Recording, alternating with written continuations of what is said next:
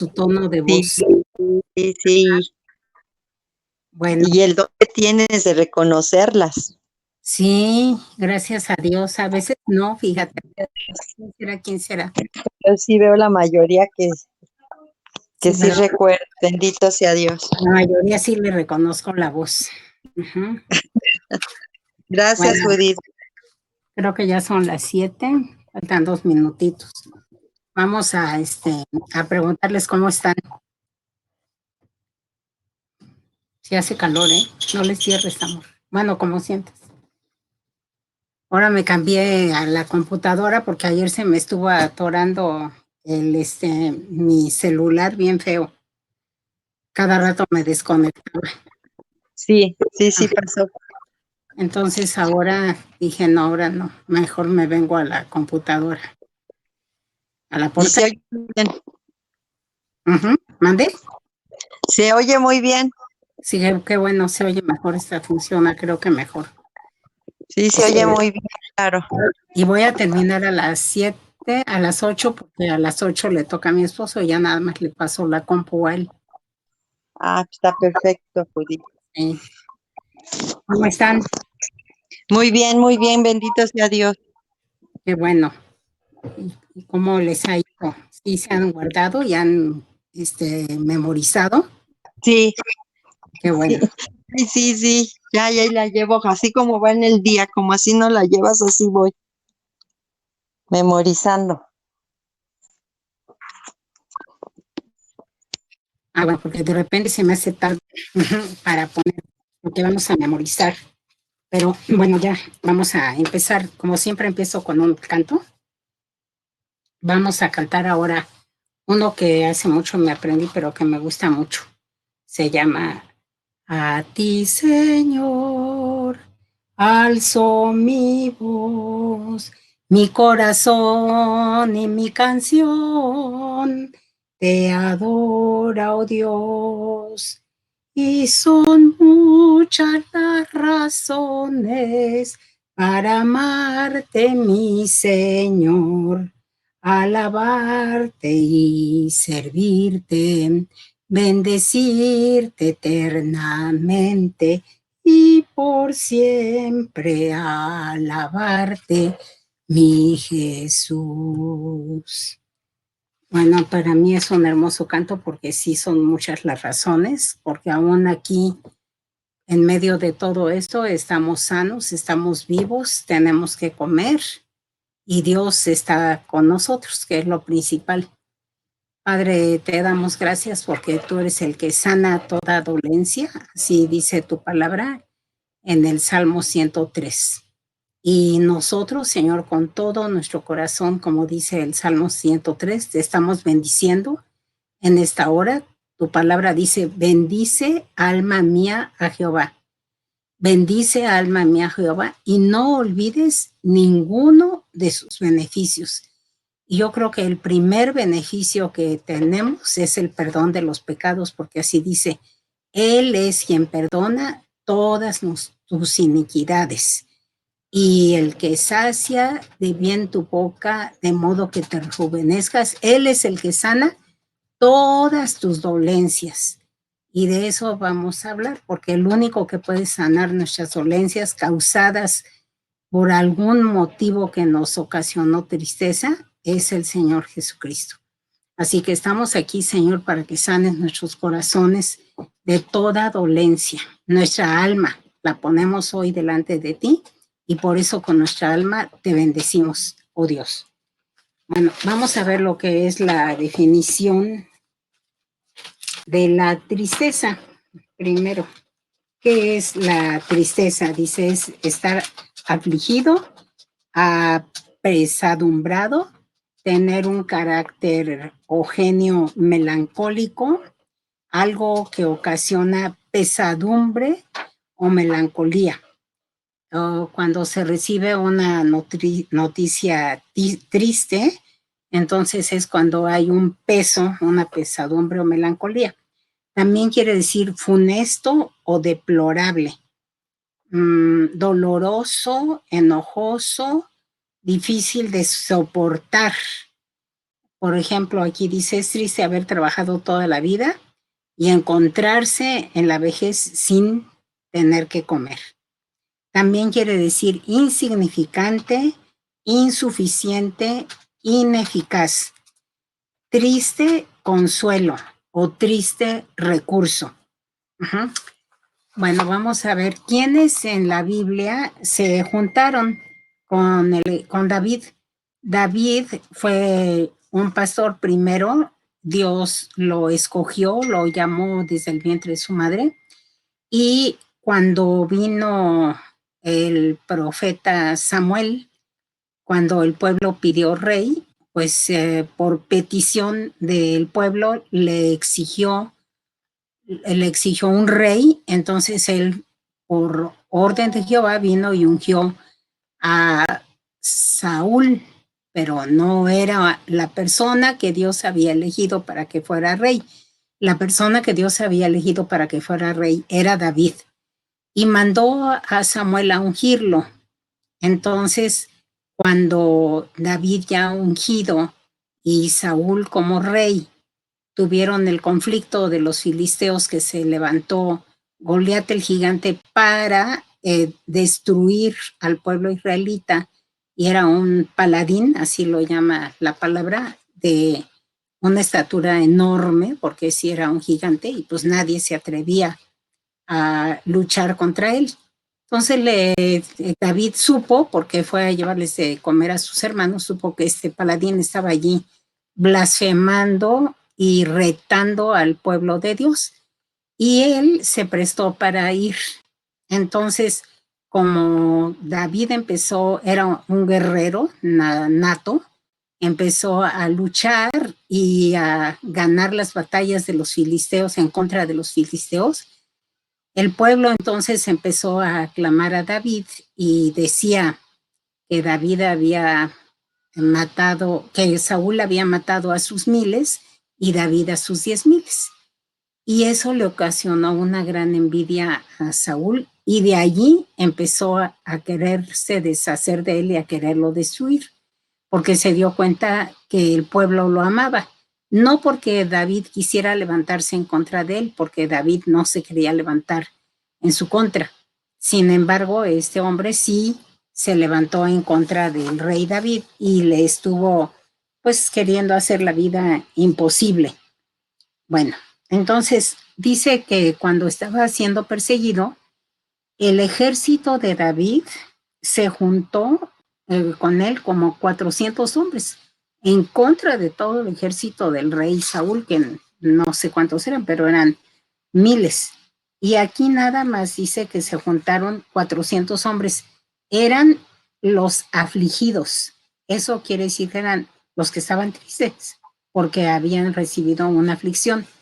Todos los que estaban endeudados, o sea, tener deudas también nos causa tristeza y preocupación. Y todos los que se hallaban en amargura de espíritu, todos esos, fíjense, de eso se compuso el ejército del rey David. O sea que si nosotros estamos en una de esas categorías, se puede decir que estamos también en el ejército de Dios.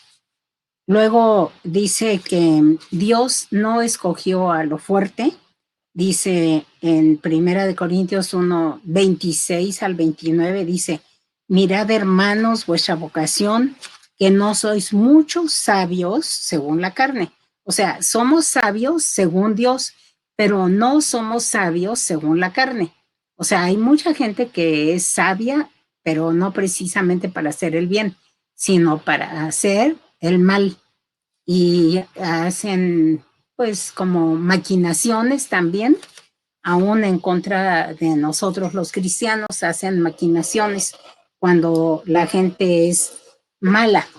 Y aquí dice entonces que no somos muchos sabios según la carne, ni muchos poderosos, porque tampoco tenemos ningún poder. El poder nosotros sabemos que es de Dios, Él está por encima de todo. Tampoco somos nobles porque no somos príncipes ni presidentes, ni siquiera los secretarios de Estado o algo así por el estilo, o gobernadores. No somos nobles, no somos de la realeza. sino que lo necio del mundo escogió Dios para avergonzar a los sabios. Y lo débil del mundo escogió Dios para avergonzar a lo fuerte. Y lo vil del mundo y lo menospreciado escogió Dios.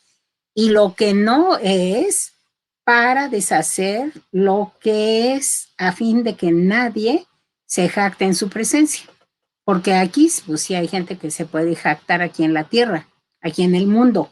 O sea, hay gente que, pues sí, yo creo que todos los presidentes podrían jactarse de algo, los artistas de cine, los que tienen algún poder, alguna fama, tienen de qué jactarse, pero nosotros no tenemos de qué jactarnos. Lo único que hacemos es recurrir a nuestro Señor Jesucristo para que cuando tenemos algún problema o alguna necesidad o alguna prueba, Él sea el que nos saque adelante y lo hace de una manera poderosa e increíble.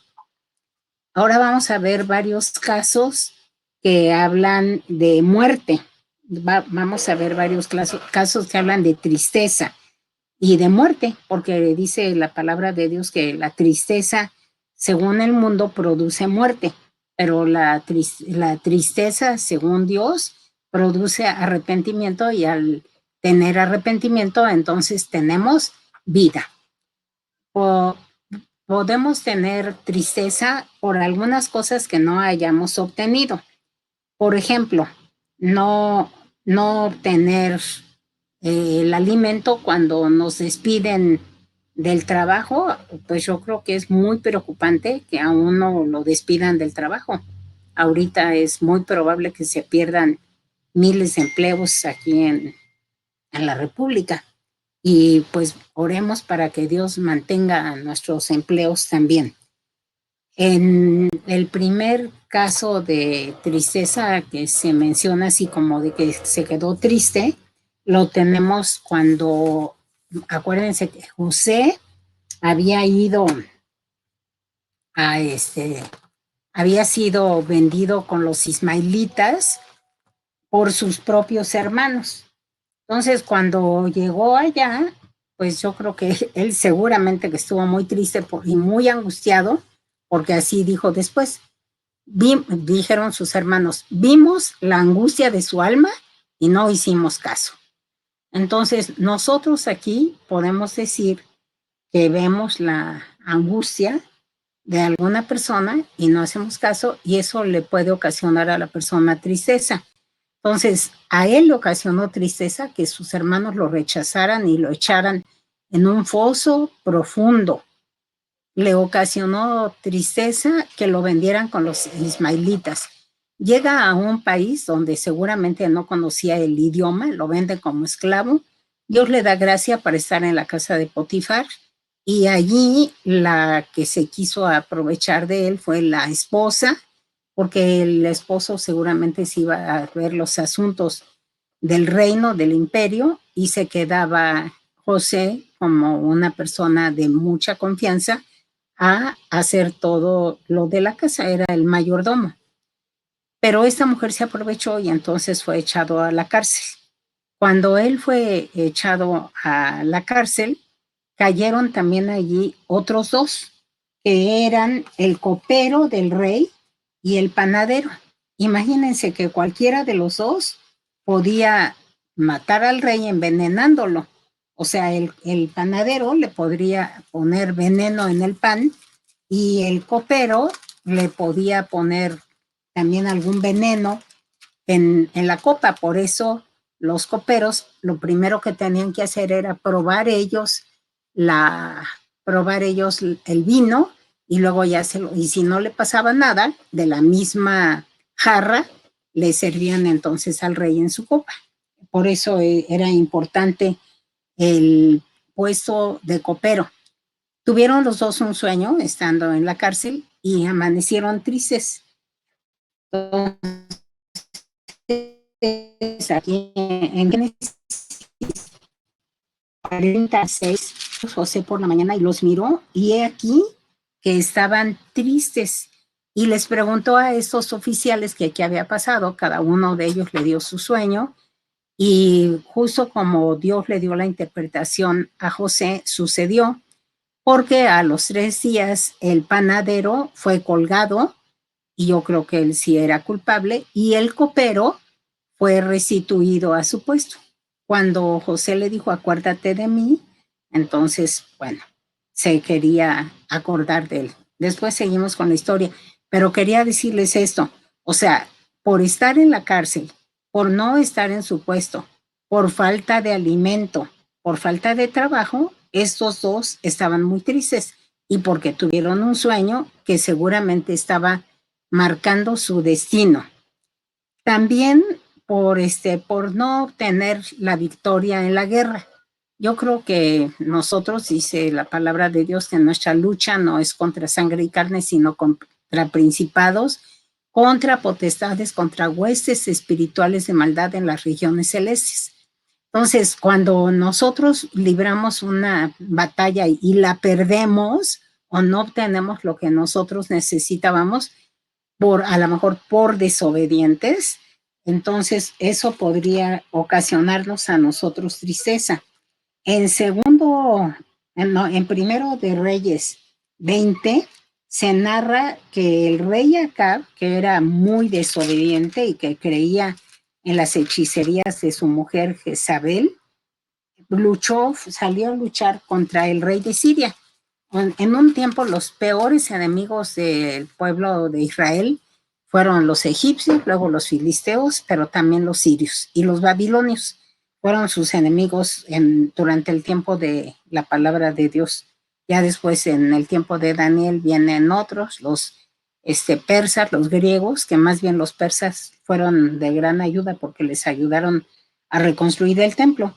Pero en el caso de Acab, estaba luchando contra el rey de Siria.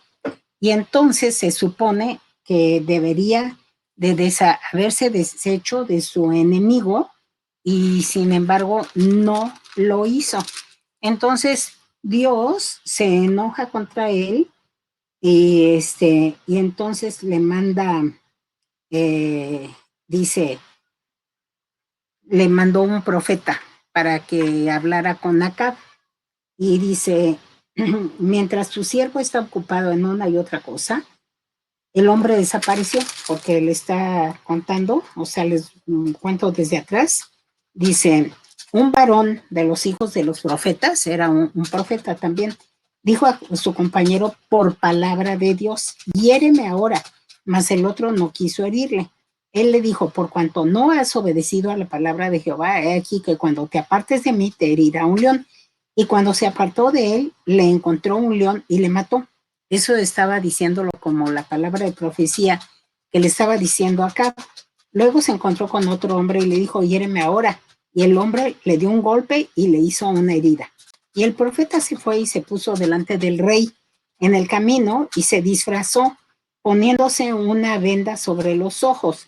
Y cuando el rey pasaba, él dio voces al rey y dijo, tu siervo salió en medio de la batalla, y aquí que se me acercó un soldado y me trajo un hombre diciéndome, guarda a ese hombre, y si llegare a huir, tu vida, fíjense lo que le estaba diciendo, tu vida será por la suya o pagarás un talento de plata. O sea, le estaba diciendo que si lo dejaba escapar, o sea, como cuando al otro le dijo, hiéreme y no quiso, o sea, como quien dice, estaba dejándolo escapar. Entonces aquí le dice, guarda a ese hombre y si llegara a huir, tu vida será por la suya o pagarás un talento de plata. Luego sigue diciendo, mientras tu siervo estaba ocupado en una y en otra cosa, el hombre desapareció. Entonces, si se desapareció porque no cuidó de guardarlo bien, de tenerlo bajo su vigilancia, dice, entonces su vida era por la suya. El que estaba cautivo se escapó y vivió, pero el que lo dejó escapar tenía que tener la sentencia de que su vida era a cambio de la del otro. Esa será tu sentencia, tú la has pronunciado, le dijo el profeta al rey Acab.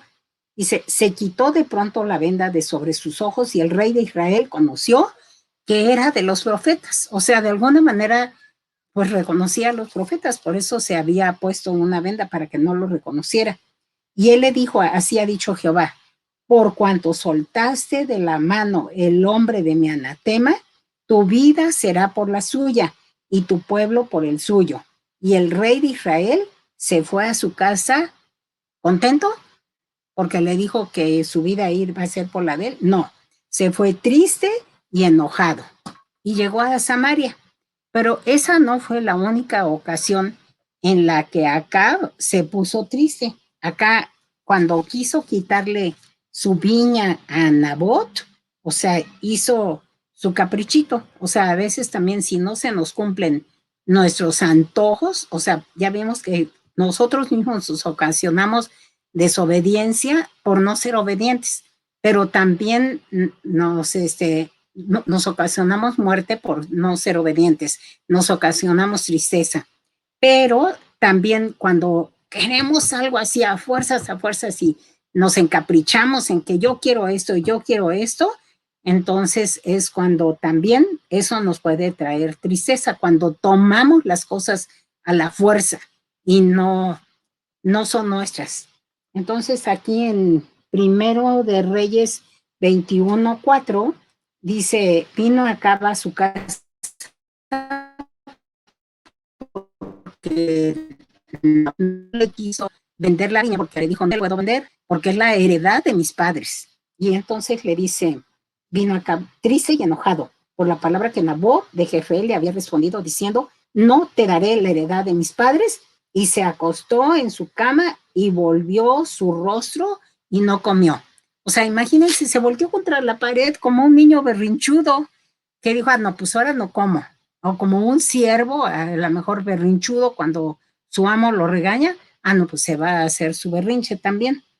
Este dice que finalmente, o sea, bueno, no se refiere a la tristeza aquí, pero finalmente su mujer le dio, según esto, la bendición. Dijo, no, ¿cómo de que no? Tú eres el rey. Claro que sí puedes tener esa heredad y yo te la voy a conseguir. Entonces consiguió testigos falsos y miren lo que hizo esta mujer perversa. Consiguió esos testigos falsos y entonces, como según esto habían blasfemado al rey y a Dios, merecía ser apedreado. En Segundo de Reyes 9, 25 y 26 nos narra que no solamente apedreó a Nabot, dice, dijo luego Jehú a Bidkar su capitán, tómalo y échalo a un extremo de la edad de Nabot de Jezreel, o sea, cuando mataron a Acab. Acuérdate que cuando tú y yo íbamos juntos con la gente de Acab, su padre, Jehová pronunció esta sentencia sobre él diciendo, que yo he visto ayer la sangre en el Nabot y la sangre de sus hijos, dijo Jehová, y te daré la paga en esta heredad, dijo Jehová, tómalo pues ahora y échalo en la heredad de Nabot conforme a la palabra de Jehová. O sea, esa viña que adquirió a la fuerza le siguió para que allí lo echaran ya muerto. Uh-huh. Y pues ya vemos que por mucho que fue triste y que se salió con su capricho, no le sirvió de nada. Y fíjense qué perverso, porque no nada más, qué perversa su mujer también, porque no nada más mató al dueño de la viña, sino mató a los herederos también, para que los herederos no le fueran a reclamar la heredad. Dijo, pues de una vez los herederos, y se las quitó. Otro motivo de tristeza es por lo perdido. ¿Qué se puede perder? La libertad. Ajá. Ya vimos que por estar en la cárcel, también uno puede perder la libertad. Ajá. Y no solamente había perdido la libertad José, sino que también la habían perdido el copero y el panadero, y ya vimos que estaban tristes. También por la desaparición de un hijo. Imagínense el duelo tan tremendo de Jacob cuando le vino la noticia de que a su hijo lo había matado alguna bestia y lo había dejado en el camino. y le llevaron entonces la túnica de rayas que su padre le había conseguido y se la llevaron. Entonces, cuando le llevaron, pues imagínense el dolor tan grande. Nosotros en español y casi en todos los idiomas no tenemos palabras para describir como cuando uno pierde a un esposo, se dice uno que se quedó viudo y seguramente ha de doler mucho la pérdida del esposo o de la esposa.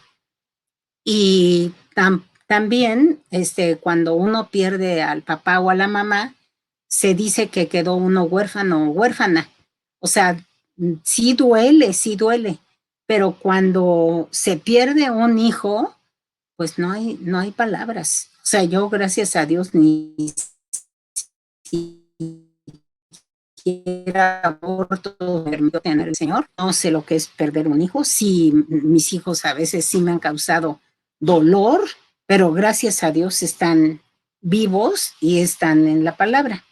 Entonces, este José, cuando desapareció, pues el dolor de su padre fue muy grande, porque a ese hijo lo había deseado. Fue el número 11, pero fue el primero de Raquel, la mujer que él amaba. Estaba yo pensando también que para la muerte de un hermano tampoco hay una palabra. Yo creo que entonces también, pues es un dolor muy grande perder a un hermano. Cuando se iban a llevar a Benjamín, acuérdense que después de que José fue llevado a Egipto y salió de la cárcel, fue puesto en alto, trabajó 7 años para traer la reserva que iban a necesitar para los 7 años de hambre que venían por delante. A él le dio Dios la sabiduría para juntar todo ese alimento y cuando estuvo allí entonces en alto, ya habían pasado los 7 años de hambre, ya habían pasado, los 7 años de abundancia y habían pasado 2 años de hambre cuando allá en la tierra de Canaán, donde vivía su padre y sus hermanos, se dieron cuenta de que no tenían ya pan y oyeron que en Egipto sí había que comer. Entonces su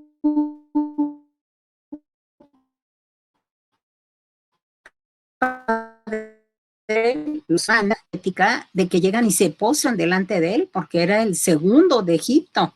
O sea, era Faraón y José era señor de Egipto y era su mano derecha de Faraón. Entonces, como él era el que distribuía los alimentos, pues llegan con él y le piden que les dé de comer y empieza a preguntarles, porque pues sabía que eran sus hermanos, a preguntarles sobre su padre, sobre su hermano el menor, etcétera. Entonces dijo, no, ustedes son espías y van a tener que toparse conmigo y si no me traen a su hermano menor, entonces yo voy a decir que son espías y ya no les voy a volver a vender pan. Y les dio mucho miedo. Cuando llegaron con su padre y se les acabó el alimento que habían llevado y que no les cobró José, en Génesis 42, versículo 38, le están diciendo a Jacob, déjanos llevar a Benjamín. No, dijo, ya me quitaron a José, el de mi esposa Raquel, y yo, si se llevan a Benjamín, aquí les dice, no descenderá mi hijo con vosotros, pues su hermano ha muerto y él solo ha quedado. Y si le aconteciere algún desastre en el camino por donde vais, haréis descender mis camas con dolor al Seol. Seguro que no era un dolor físico de una enfermedad, era un dolor del alma. O sea, imagínense tener, pues yo creo que aunque tengas 20 hijos, si se te muere uno, pues te va a doler igual que si tuvieras nada más dos o uno. La Biblia habla de tener uno cuando nos habla del Señor Jesucristo en Zacarías 12:10, dice cómo llora la persona cuando pierde un hijo único, porque dice aquí en Zacarías capítulo 12, versículo 10, dice, y dice, derramaré sobre la casa de David y sobre los moradores de Jerusalén espíritu de gracia y de oración, y mirarán a mí, a quien traspasaron, y llorarán como se llora por hijo unigénito, afligiéndose por él como quien se aflige por el primogénito. Yo creo que ese dolor ha de ser muy grande. Cuando pasaron a la presencia del Señor mis padres, pues como ya estaban bastante mayores, tenían 92 años, y ya era el tiempo de su partida, pues sí duele. Y sí llora uno, y sí en el alma siente uno la pérdida.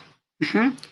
Pero entiende uno y acepta uno la voluntad de Dios y tiene uno la esperanza de que los vamos a volver a ver allá en el cielo. Entonces, eso es un consuelo súper grande. Cuando se muere un ser amado, por ejemplo, en el caso de Marta y María, dice que se les murió su hermano. Y en Juan 11:30 describe allí la palabra de Dios que estaban llorando por su hermano. Dice, entonces se acercó el Señor Jesucristo y se la encontró llorando. Dice, habiendo dicho esto, fue y llamó a María, Marta, fue a llamar a su hermana María, diciéndole en secreto, el maestro está aquí y te llama. Ella no se había dado cuenta de que allí estaba el maestro, pero cuando le avisaron que allí estaba el maestro que le estaba hablando, dice, cuando lo oyó, se levantó deprisa y vino a él. Jesús todavía no había entrado en la aldea, sino que estaba en el lugar donde Marta le había encontrado. Entonces los judíos que estaban en casa con ella y la consolaban, cuando vieron que María se había levantado deprisa y había salido, la siguieron diciendo, va al sepulcro a llorar allá. ¿Ven como si se vale llorar? Alguien me decía que cuando sepultaron a un hermano, el supuesto pastor, les dijo que no lloraran, que si lloraban estaban en desobediencia. Pues aquí todos los que la acompañaban, hasta los que la acompañaban, estaban llorando. Y ella, pues era su hermano, ni modo que no le iba a doler. Dice, va al sepulcro a llorar allí. María, cuando llegó a donde estaba Jesús, al verle, se postró a sus pies diciéndole, Señor, si hubieses estado aquí, no habría muerto mi hermano. Jesús entonces, al verla llorando y a los judíos que la acompañaban, también llorando, fíjense, aquí todo el mundo estaba llorando. Pues yo me acuerdo que cuando a mí me avisaron también de que se había muerto mi hermano, ahí sí me dolió, pero hasta el alma, porque me hablan como a las 11:20, mi sobrina me dice, tía, te quiero decir que mis papás venían en la carretera de Tonatico y se murieron. Dije, no, mi hermano no tiene que ver nada en Tonatico, que algo pasó. O sea, yo creo que este mensaje me lo está reenviando, es de alguien más. Entonces ya me fijé y vi que no era un mensaje reenviado, era un mensaje que ella me estaba diciendo que sus papás se habían muerto.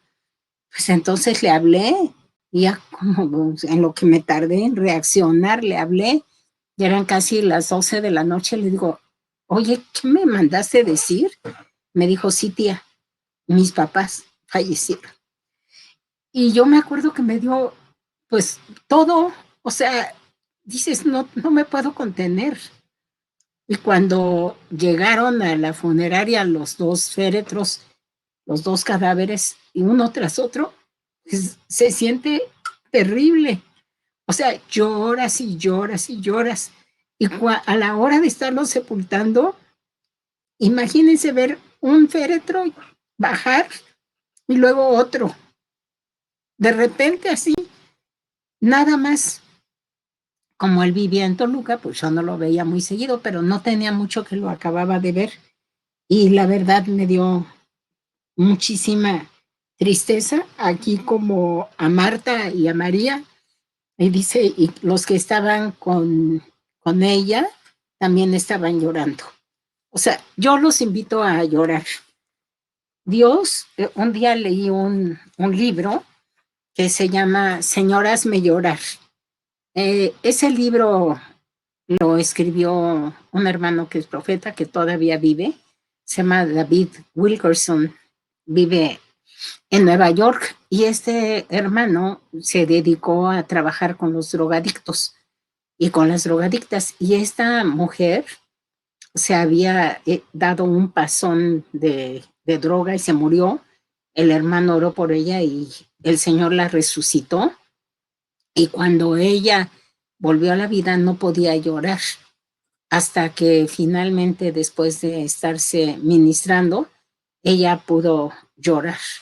Cuando hemos sufrido mucho, hay personas que dicen, no me van a volver a ver llorar. Y se hacen duras y se hacen fuertes y dicen, pues no lloro y no lloro.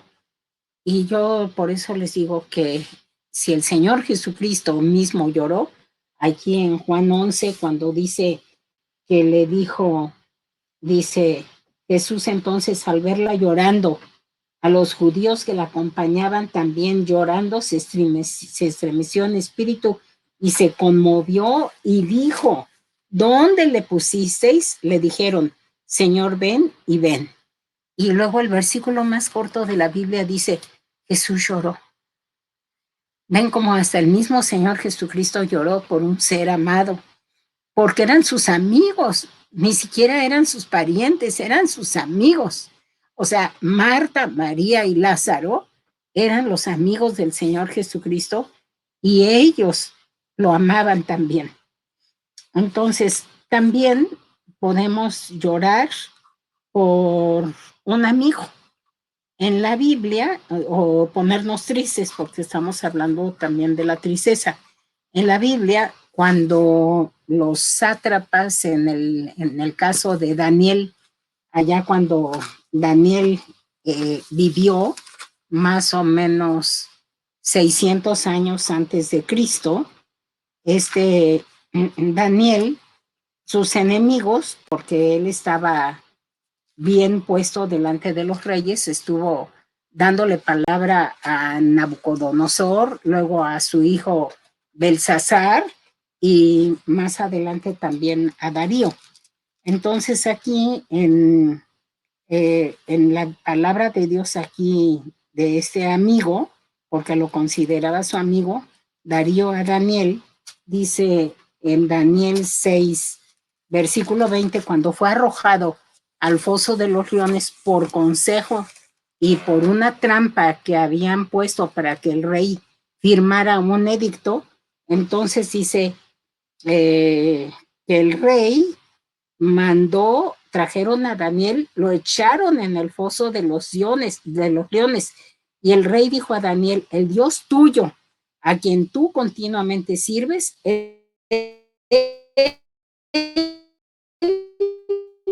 puesta sobre la puerta del foso, la cual selló el rey con su anillo y con el anillo de sus príncipes, para que el acuerdo acerca de Daniel no se alterase. Luego el rey se fue a su palacio y se acostó ayuno. O sea, ven, los reyes también tienen tristezas en sus corazones y también ayunen. Ni instrumentos de música fueron traídos delante de él y se le fue el sueño. El rey pues se levantó muy de mañana y se fue apresuradamente al foso de los leones, y acercándose al foso llamó a voces a Daniel con voz triste. Imagínense, o sea, estaba bien apesadumbrado. Yo me lo imagino, ay, Daniel, o sea, todo triste, y le dijo, Daniel, siervo del Dios viviente, el Dios tuyo, a quien tú continuamente sirves, ¿te ha podido librar de los leones? Entonces Daniel respondió al rey, oh rey, vive para siempre.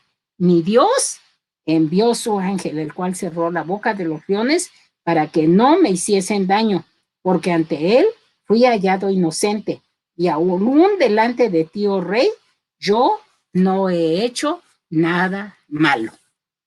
Como Dios en su misericordia, nos permite hallar gracia delante de Él cuando nuestros caminos son rectos y también delante de los hombres, porque no nada más hallamos delante de gracia delante de Dios, sino delante de los hombres. Lo vemos muchas veces en la palabra de Dios. Por ejemplo, Ruth halló gracia delante de vos. Noé halló gracia delante de Dios. Juan el Bautista dice que crecía también en sabiduría, en edad y en gracia. Y el Señor Jesucristo mismo crecía en gracia delante de Dios y los hombres. Pues Daniel había hallado gracia delante del rey y el rey realmente lo tenía como un amigo. Entonces puso muy triste bueno, yo le quiero dar muchas gracias a Dios porque Él ha guardado la vida de mi esposo. Yo creo que Él ha estado, por decirlo así, también entre leones y también el ángel de Dios lo ha guardado. Cuando tuvo que pasar por una prueba de enfermedad y le tuvieron que hacer unas aceleraciones lineales, el Señor le dijo que cada vez que fuera a la aceleración lineal, lavara esa cama donde le ponían esos rayos con la sangre de Cristo. Y entonces él obedeció y lavaba esa cama con la sangre de Cristo. Y pues tenía que estar así inmóvil, no se podía mover, ni tantito así, ni tantito así, ni así. Tenía que estar con su cabeza fija, pero dice que así de reojo alcanzaba a ver siempre a una persona con vestidura blanca. Y yo sé que ahí estuvo el Señor Jesucristo guardándole para que ni un cabello de su cabeza cayera ni se quemara siquiera. Bueno, entonces tenemos también que cuando, aunque el padre, les decía, aunque el padre ya esté mayor, de todas maneras duele la partida del papá, porque pues imagínense toda la vida cuidando de sus hijos, aun cuando ya están casados. O sea, los padres no nos podemos desprender de los hijos, aunque ya se casen. Tenemos que estar pendientes de ellos y de la doctrina también. Entonces aquí en Génesis 50:10, cuando muere, dice que todos sus hijos, dice, llegaron hasta la era de Atad, que está al otro lado del Jordán, y endecharon allí con grande y muy triste lamentación, y José hizo a su padre duelo por 7 días. Me preguntaba alguien que si el duelo es por 7 días o es por un mes o por cuánto tiempo. Bueno, la Biblia aquí dice que él hizo 7 días, de David también dice que estuvo ayuno mientras el niño vivía, desde el hijo producto de su adulterio que estaba muriéndose, hizo ayuno por 7 días.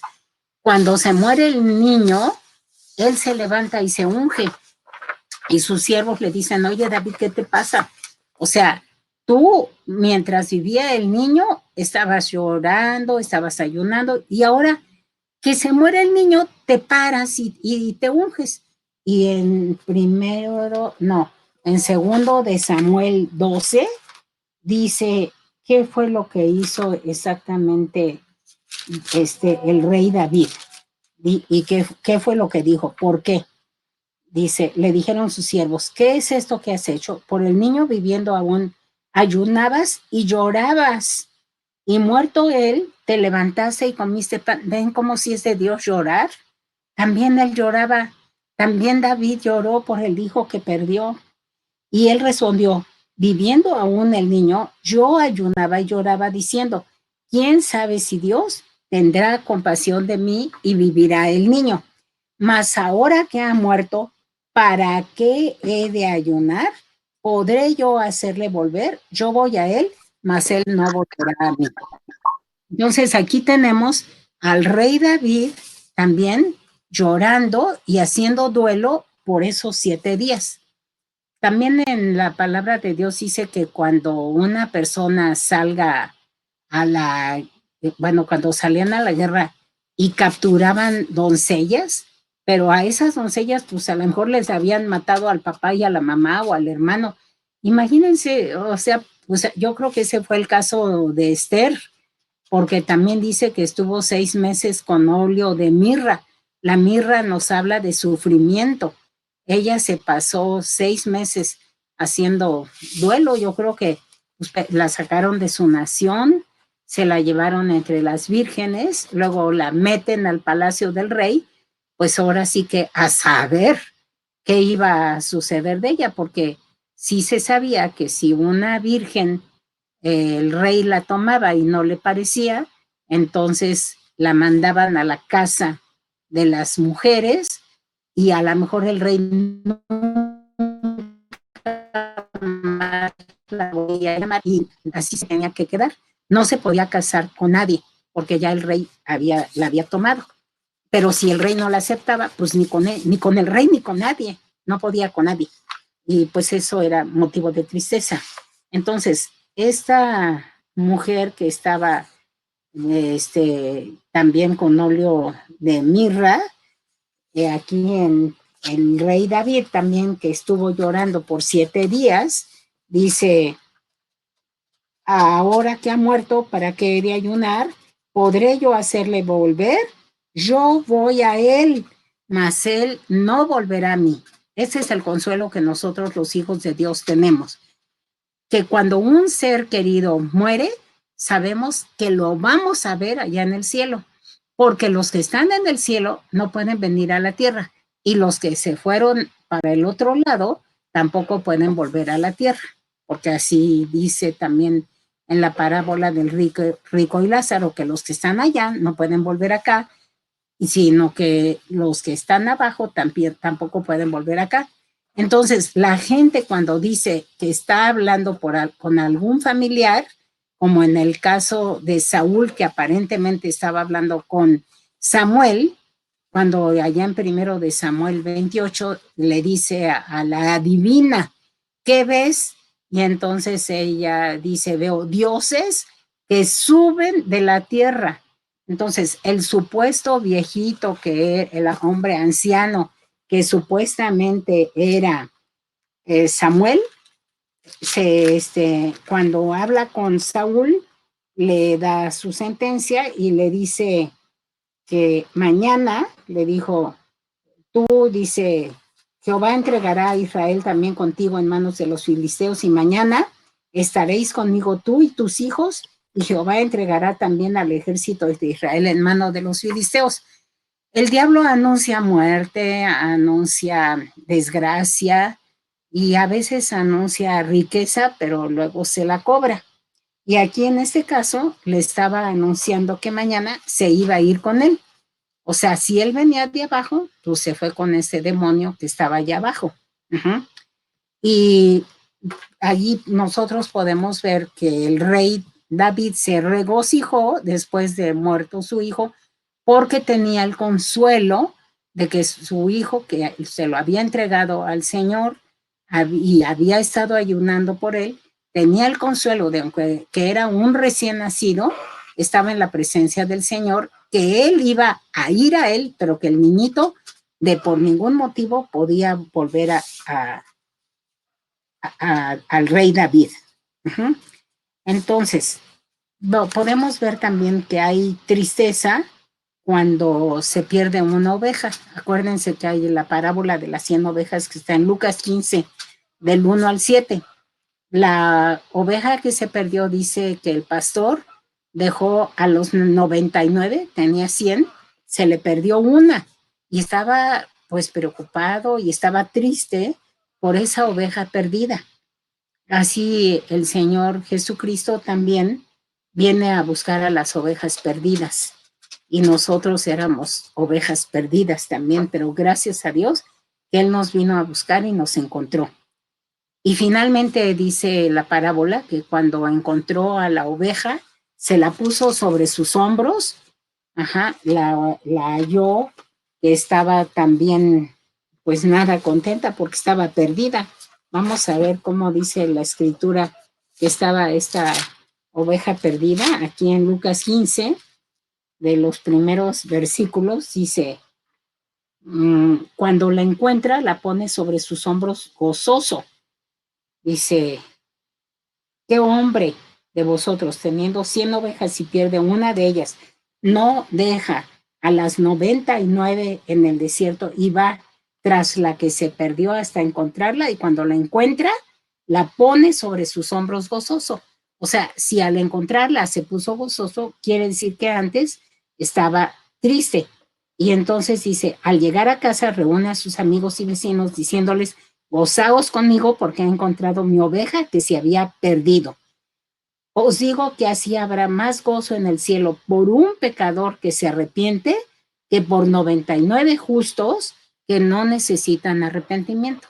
Acuérdense que a los fariseos les dijo que él había venido a buscar a los perdidos y a sanar a los que estaban enfermos, no a los que no tenían mal, porque pues ellos no los necesitaban. Yo sí me he encontrado gentes en mi camino de personas que me dicen, ¿y de qué quieres que le pida perdón a Dios si yo no he pecado? Ay, le digo, no, no has pecado. No, dice, mira, yo, por ejemplo, soy excelente esposo, cuido de mi esposa, de mi hijo, voy a trabajar, recibo un sueldo quincenal, me dan un sobre, llego y se lo entrego a mi esposa, le ayudo en los quehaceres de la casa. Yo no necesito a Cristo porque no tengo de qué arrepentirme. Bueno, pues como quieras. O sea, hay mucha gente que dice que no lo necesita. Por eso dice aquí que los que están son justos y los que no están enfermos no necesitan médico. Pero nosotros los pecadores sí necesitamos a nuestro Salvador y nuestro médico. Dice también que se perdió una moneda. Yo creo que cuando se nos pierde el monedero, a mí se me ha perdido el monedero. Una vez me robaron mi bolsa completa y en una ocasión no hace mucho fui a comprarle un pastelito a una hermana ahí en Samos, y cuando saqué mi monedero lo dejé allí en el mostrador de la pastelería y ya no me acordé, y hasta que llegué a mi casa y busqué mi monedero, dije, no, no, y ya haciendo recuento de lo que había hecho, dije, no, pues allí lo dejé. Y hablé a Samos y no me lo quisieron regresar. Entonces, pues eso causa tristeza, perder no nada más el dinero, sino los documentos que luego tiene uno que volver a rehacer y a andar dando vueltas aquí para allá. Así que por eso dice aquí que así os digo que hay gozo delante de los ángeles de Dios por un pecador que se arrepiente. Fíjense, si por una moneda perdida o por un monedero perdido hay gozo al encontrarlo, pues con mayor gozo cuando una persona se arrepiente. Hace no mucho llegó una persona que se llama Brenda y llevó a su mamá. Y cuando su mamá recibió a Cristo, lo recibió con un deseo tan grande que se puso llore y llore. Y las que estábamos allí, bueno, su hija y la hermana que estaba conmigo y yo, pues también nos pusimos a llorar. Y porque dice la Biblia que hay gozo en los ángeles del cielo por un pecador que se arrepiente. También por un alma. O sea, las almas son muy importantes. Si hay gozo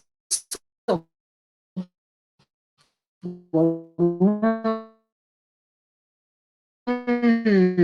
oveja, que es un animalito, pues más gozo hay cuando un hijo, como ese que le decimos el hijo pródigo, pródigo, yo antes entendía que pródigo era que se había, pues quedado sin dinero, pero no. O sea, lo que pasó en él es que fue y le pidió la herencia a su papá y se la gastó toda, con mujeres, con los amigos, con las copas, con comidas, y que de repente, pues como no trabajaba, pues se le fue todo el dinero y se le perdió todo y ya no tenía absolutamente nada. Cuando se dio cuenta de que ya no tenía nada, entonces tuvo que trabajar allí con los cerdos, o sea, se fue a apacentar cerdos, teniendo su padre una hacienda y teniendo siervos, ¿no? Y de repente así como que reaccionó y dijo, ay, ¿qué hago yo aquí con los cerdos? Yo creo que a veces no nos damos cuenta de que estamos con los cerdos cuando andamos con los amigos. Esos amigos no nos van a dejar nada bueno. Esos amigos nos van a sacar el dinero. Y mientras estemos con ellos en la bebida, en el juego, en qué sé yo, llevándoles la corriente también, mientras estemos con ellos, pues no vamos a prosperar en nuestra relación con Dios. Cuando ya se quedó sin amigos, a lo mejor estaba solo, a lo mejor te viene una enfermedad, después de que estuviste malgastando tu vida con los amigos en el fútbol, en las fiestas, en los antros, no sé dónde, pero estuviste malgastando tu vida. Y de repente te viene algo en el que te sientes solo, en el que te sientes perdido, entonces vuelves tus ojos a Jehová y te arrepientes.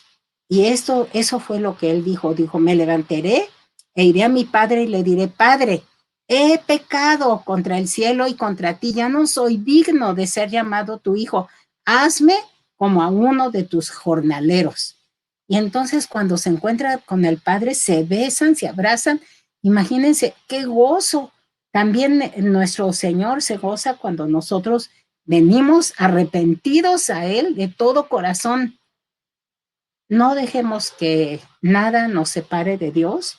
Tengamos la bendición de hacer lo que Dios manda. Uh-huh.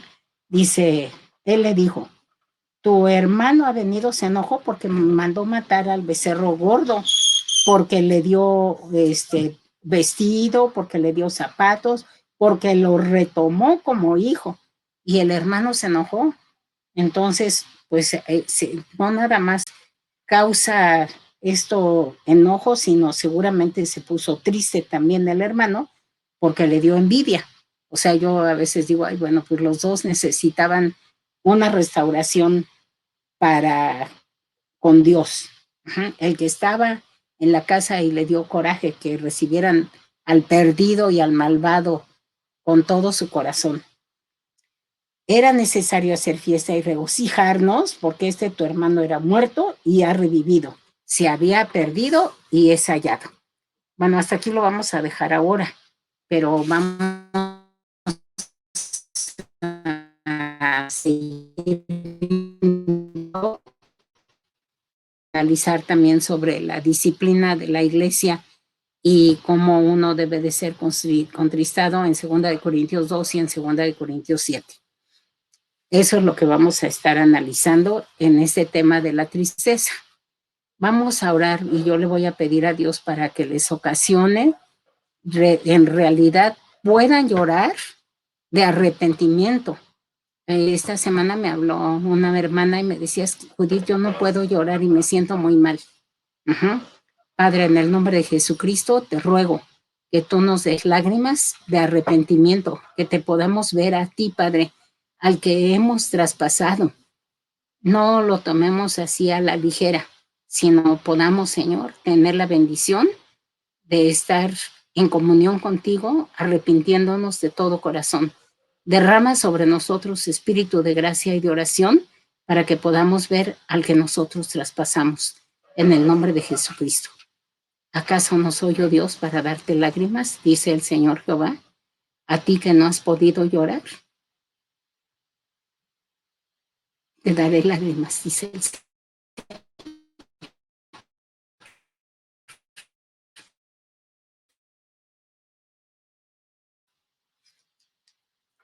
Y si tienen alguna pregunta en la próxima sesión me dicen, porque ahora sigue la conferencia de mi esposo.